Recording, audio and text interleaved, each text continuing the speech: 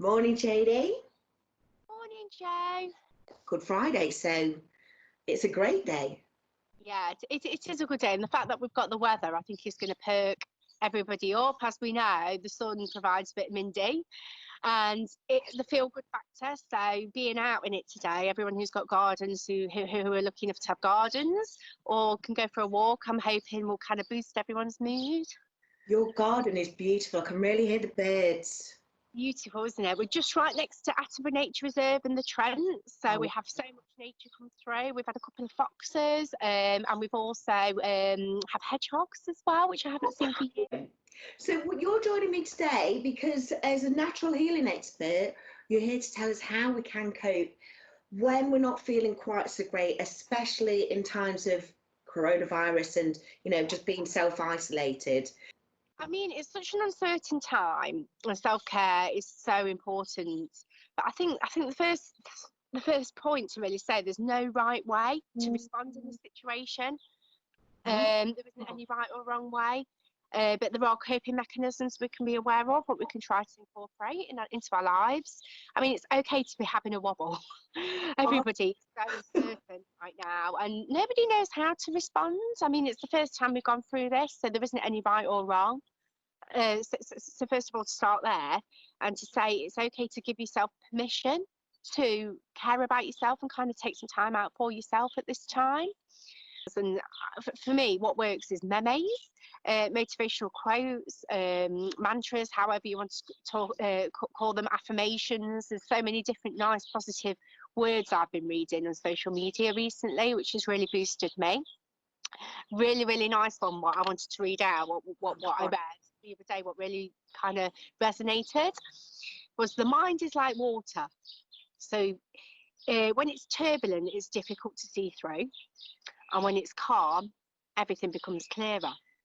So I suppose the key is to find out what makes you calm. So, for example, like the birds for me seem really peaceful, but for others it might be something that sort of like energizes them. It could be a trigger for some people. It could be something what energizes. But for me, always sitting in nature and listening to nature works. But again, going for a nice walk could be something what you could do by a river. But if you don't live near one, it's not really suitable right now. So it's about finding what works for you. But anything what is calming and kind of works is always good. Another great quote I wanted to kind of read out today is a calm mind is the best defense against the demons of the day. Oh, wow. It's so you can accept anything then. Anything what kind of works. I mean, for me, a morning routine is kind of what works. But the most powerful thing would be to make the bed in the morning. Really? Oh, my mum would agree with you on that one. We've all had a sleep at night time, so if you wake up in the morning and make that bed, you're actually finishing what you've just done. So then you can start the next project or the next task of the day. So I have to make a point of stopping, make the bed, complete that task before I start a new task. Right. That does make a lot of sense. It does really, because the psychological studies behind it. I mean, for example, the military, the army, that's what they do in the morning. They're very routined. But if you can try to bring in a routine and start the day with something positive, that could work. Like I said, for me, affirmations work, mantras, or, I have lots of them around the house to be able to read, but it's okay having them. You've got to read them. Affirmation, what do you mean by an affirmation? An affirmation is like a positive short sentence. So it could be, today is a great day to be inspired, is my little quote on my fridge. Yeah, that's a good one. I have the magic is outside the comfort zone, to remind myself to challenge myself. So, for example, my comfort zone isn't doing videos, but I know it's something what it's great for people to have the time to be able to listen to about self-care methods at the moment. So I felt it was something I had to challenge myself to do, to kind of get some more methods out there, as it's always nice to listen to others and share tips. Definitely. And as you say, I think especially in times where for me, I live on my own, it's great to be able to speak to somebody and the video calls to see you. So you say it's like being together. As you said, even though we're not actually physically together, we're emotionally together. Now, I liked the thing you said a moment ago about it's all well and good having these affirmations around you. I'm just thinking, my mum bought me a couple of fridge magnets over the years, and they've got those messages on, but I don't even look at them, even though I'm going to the fridge on a regular basis. So it is about taking the time to take it in. Is that what you mean? Definitely. Taking the time to take it in. There are different ways. So you could, for example, have a message on your phone pop up. But Ah, for me, what happens when I kind of check my social medias, because I have a lot of positive empowerment on there who I follow, but positive empowering people, when something comes up, I take a screenshot and I take a mental note, and I sometimes write that into something and put it on my fridge so I've got something new as well to have a look at. That's why I kind of wrote down the ones for today, because I thought the best defense is to have something what kind of empowers you. The best defense against a bad day is having a calm mind. So if something works for you or something triggers you, or it resonates, take a mental note, take a screenshot, or kind of put it as a pop-up on your phone to remind yourself. And then if you can incorporate that into a morning routine, then it becomes natural. So for me, I have a vision board. And on my vision board, I have all photos and pictures of retreats I want to run in the future. yes. I kind of look at that again if I have the time when I've got my little toddler. But sometimes I kind of will take time out in the day to have a look at it later for the morning routine and make that part of something then to kind of remind myself what I want to do in the future and kind of what inspires me. But one thing what we all do in the morning is have a shower. Yeah. So what's really, or if it's not in the day, it could be later on. But for my morning routine is having a shower. So when I get ready, I kind of wash everything, any negative energy from the day before. I turn my shower into a meditation. Really? As I'm showering, which I can have my little girl in the room playing with the bath toys on the floor while I'm doing it, multitask. I tend to do it to kind of like release any tension from the day before. I imagine the water washing away anything that does not serve me anymore. As that's happening, I kind of feel like everything's released what doesn't serve. I then imagine the water to be like abundance, showering me with abundance afterwards. So it's kind of replacing the old with the new. So I've got a new day to start with a new energy, and that always seems to work as well. And also, it's also good as well to like mentally go over what you want to achieve that day. It could be later on in the day or part of your shower routine. It's what works for you, and it doesn't have to be in a certain order, because if you're too militant with it, you'll start feeling guilty that you haven't done it. Oh, no, that's good.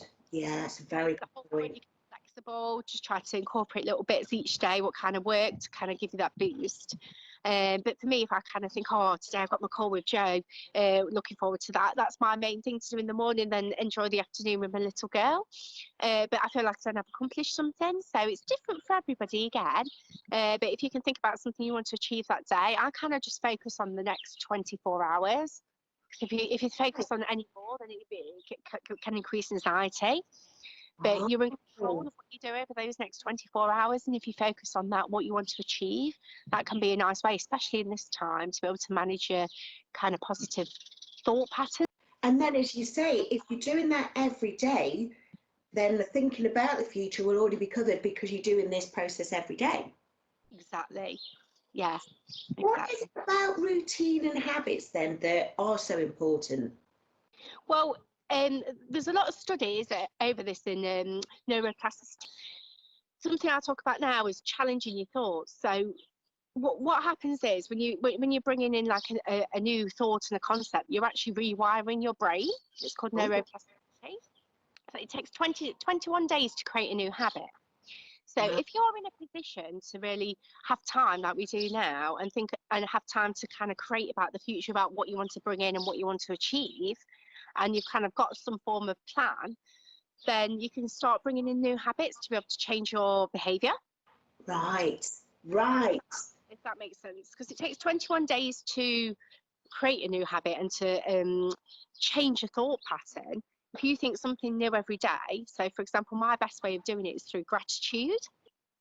So I've been writing down 20 to 50 things a day what I'm grateful for.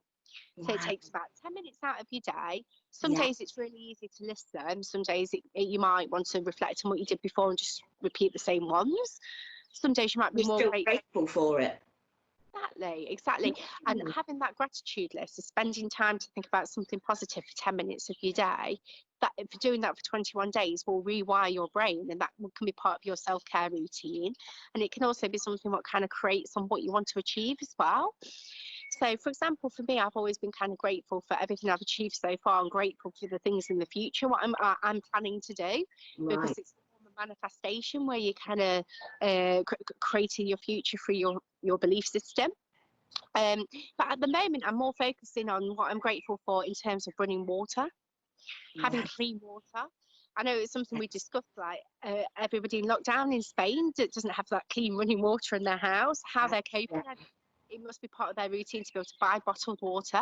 For us, we've got clean running water in our houses. So the things what I would have took for granted before, I'm kind of more grateful for now, especially at a time like this.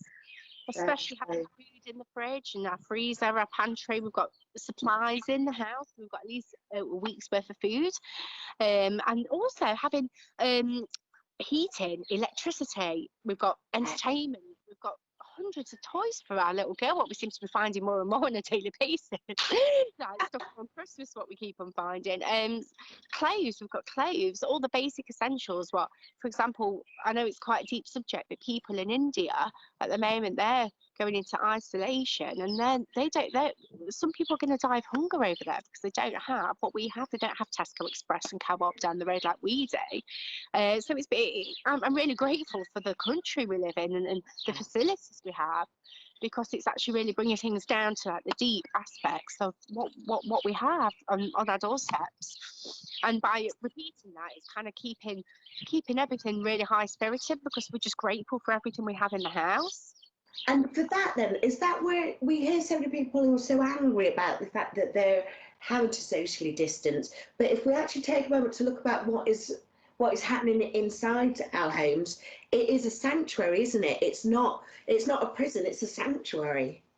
So that's down to your perception again, but your awareness goes where your energy flows. So if your energy is flowing to where your awareness is, then if you shift that awareness from something from negative to what I haven't got to what I do have, that can flip the switch and change your habits of your mindset. Long term. If you're consistent, these things do require consistency. But again, it's self-care to kind of be aware of your own perception, because it's kind of up to you to challenge that thought in the first place. And if you've got a thought negative, you have the power and the ability to be able to that's how amazing our minds are. We have this freedom of speech in our minds, and we don't have to focus on the negative. We can choose to change that. And at a time like this, when it's high anxiety, it's just being aware that we can do that, being reminded we can do this, because at the end of the day, we all have negative thoughts. It's completely normal. Like 80% of our thoughts are repeated on a daily basis, and such a high percentage of them can be negative. But if we're aware of it, then it's something we can flip that switch if we want to. We don't have to live in that state of what we haven't got, because actually reality is we've got so much. Well, basic needs, which we should be grateful for, really, because so many people haven't got that right now. And as you say, if we dedicate that time to thinking about the things that mean that we become positive, if we do that for 21 days, then it does become a habit. So you'll get out of that thinking negative for 80% of the time, and instead you'll be getting into the habit of thinking positive for 80% of the time. So what else would you suggest then to help us, not only in these times, but times when we just need maybe an energy boost? So energy boost, take time out to do something you enjoy. It increases your energy, because that's my background in energy healing. If you do something you enjoy and you love, your passions are triggered, like your feel-good factors are triggered straight away, because you're doing something you enjoy. So again, I know that we're all in our homes, but for example, it could be just something like stretching in the morning. I mean, I love yoga, so that's what I do. I have my little morning routine of yoga, which I do. It could just be doing some stretches. I tell you what's so effective, what really works, 50 star jumps. Really? Every morning I do 50 star It might sound a lot, but once you get into it, you're boosting your endorphins, your feel-good factors again. Everything's working in your body because you're kind of moving your lymph system. Your lymphatic system's being shaken around by moving. And by doing that, we're straight away giving ourselves an energy boost. It's healthy for you. And it's something what can be part of a morning routine again, because you're getting your body moving. I then do at least 10 to 20 minutes of yoga, which is suitable for my health condition, what I have. But sometimes you can kind of go into YouTube and follow different types of stretches. You could follow a fitness routine, aerobics. It depends what you're interested in. What do you enjoy? What do you love? It will make you feel better. This is a weird one for me, Jodie, because as you can see, my body is not built for exercise. But one thing that I've started doing, and I've just suddenly realised then that this is probably why I do it, is in the morning I've got like all these different playlists, but one of them just happens to get me dancing to the bathroom, downstairs to then get it's the different mindset based on what music is playing. So even that the idea of doing 50 star jumps was frightening me to death, the idea of dancing for like 25 minutes. So for myself, I love music, and I think that it's one of the most high vibrational things you can do is dancing and listening to music. So putting on some music in the morning. So for example, I put a bit of like chilled R&B on, or a bit of hip hop to do my yoga too. Mix it up a little bit, and then in the afternoons we always have like a power hour, me and my daughter do, so we can put anything from like drum and bass to hard house on, have it blasting and have a little dance, and it just brings up the energy of both of us, because as you can imagine, for a 2-year-old, she is getting cabin fever. She's used to going to soft play nursery, being out and about. So by having those different times like in our schedule to have like chill music to a more high energy music in the afternoon, it kind of lifts us and it gets us through the afternoon. In terms of dancing, it gets you moving, it gets your blood pumping, it gets your lymphatic system moving again, which is like kind of what gets rid of all your toxins. It gets you breathing. It's something that's going to work in your head. It's something what we have access to, and I love making like playlists on YouTube. So I have like chilled music to the high music. Sometimes if me and my daughter have when she has a nap in the afternoon, I'll put on some binaural beats, which is like a healing frequency music. Again, it's on YouTube. You can find it all for free. But for example, there's binaural beats for stress, and it's a certain healing music. Well, it's like a meditation music you can listen to as you're relaxing. You could be just cooking, washing your pots as you have some in the background, and that instantly lifts your mood too. It's something which is a certain frequency what heals our body.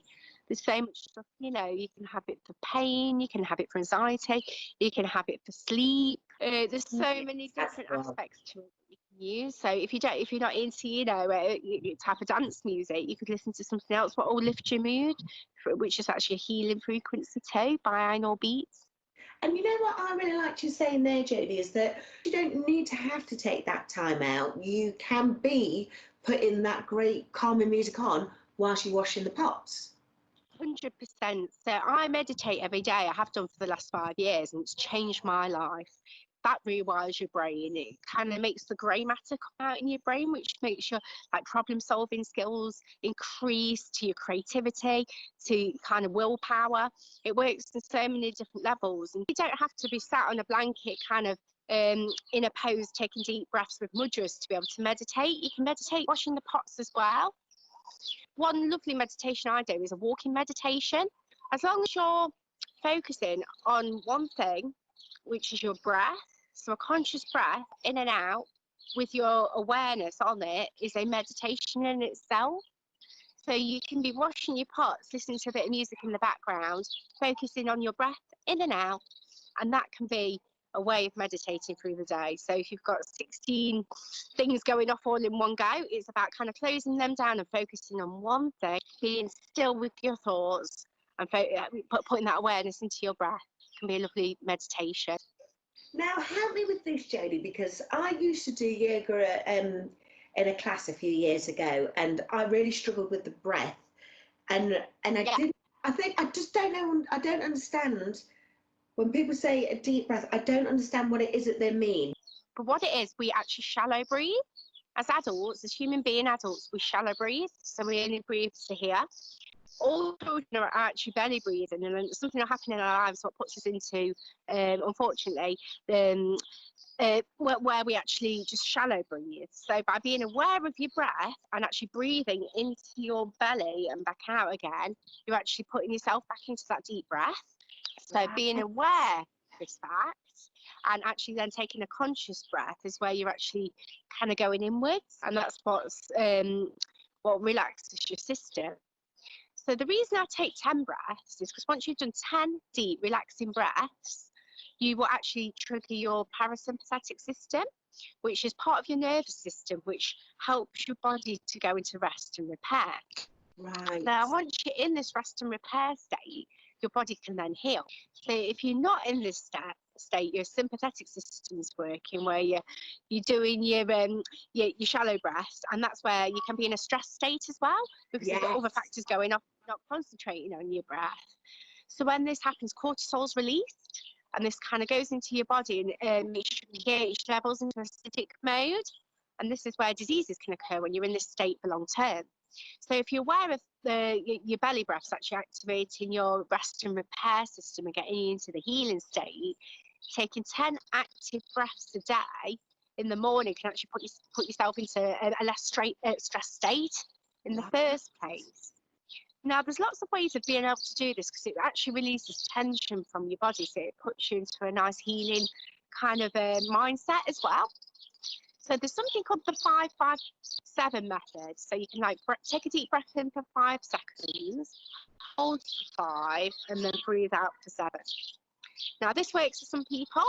For me, I like the method of breathing in healing and breathing out tension. When you breathe in healing and then breathe out tension, your body's automatically kind of connecting to your mind body.